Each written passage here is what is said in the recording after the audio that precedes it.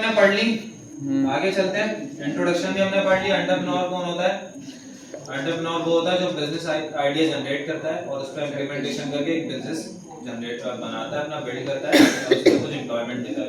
ठीक है, ये हमारे पास प्रोसेस है एंटरप्रेन्योरशिप के।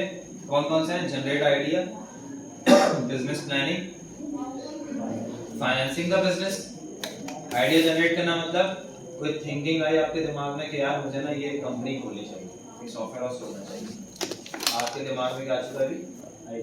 आइडिया। आप क्या करोगे? प्लानिंग। आप प्लानिंग करोगे कि अब वो जो टॉपिक आया मेरे ध्यान में कि भाई एक बिजनेस स्टार्ट करना है, तो उस बिजनेस को स्टार्ट करने के लिए मुझे जगह ढूंढनी पड़ेगी। पहले ये प्लानिंग कर रहा हूँ ना, बिल्कुल। जगह भी मिल गई। अब जगह जो मिली है वहाँ का कुछ खर्चा होगा, है ना? पहले तो अगर रेंट पे लेना चाह रहे हो तो उसके कुछ एक्सपेंसेस होंगे, खर्चा होगा, रेंट देना पड़ेगा, फिर वहाँ पे फर्नीचर डालना पड़ेगा, फिर वहाँ की इंटीरियर डिजाइनिंग करवानी पड़ेगी, फिर आपने कुछ पीसी रखने पड़ेंगे अगर सॉफ्टवेयर हाउस के एस्पेक्ट से बात करें। फिर उसके बाद आप एम्प्लॉयमेंट दोगे, फिर आप वैकेंसी डालोगे। अच्छा, उससे पहले आपको मार्केटिंग भी करनी पड़ेगी। तो ये तमाम चीजें, तो ये तमाम चीजें बिजनेस प्लानिंग में आ रही। उसके बाद आपका क्या आ गया? Finance the business. फाइनेंस मतलब इन्वेस्टमेंट ढूंढनी है, जगह मिल गई, इन्वेस्टमेंट ढूंढ के तमाम चीजें आपको बनानी है।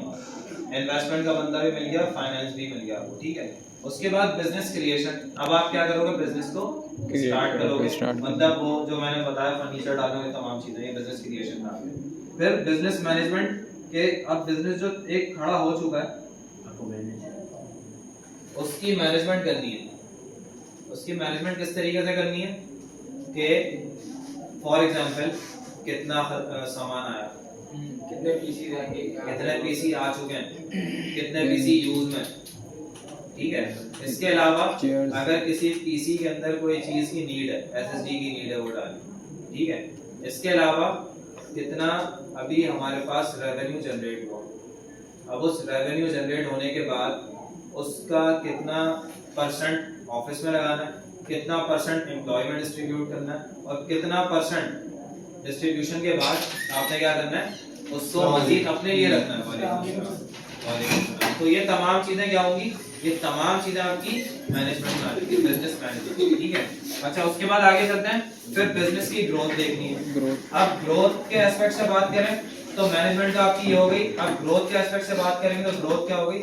यार इस बिजनेस को किस तरीके से ग्रो करवाना है, मतलब कि इसकी इन फ्यूचर आने वाले पूरे एक साल में क्या ग्रोथ होगी। ठीक है, कितना ग्रो कर सकेगा, इसकी कुछ स्ट्रेटजीज बनानी होगी, प्लानिंग करनी होगी। ठीक है, अब वो प्लानिंग इन द सेंस कि यार मुझे आने वाले 5 साल में इस बिजनेस को कहां लेके जाना। तो ये क्या होगी? उसकी प्लानिंग, ग्रोथ हो गई। ग्रोथ, ठीक है, ग्रोथ के लिए प्लानिंग कर रहे हो ना, बिल्कुल। अच्छा, टीम कोलैबोरेशन।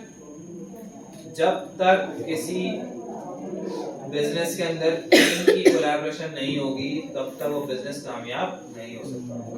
तो टीम कोलैबोरेशन क्या है? बिजनेस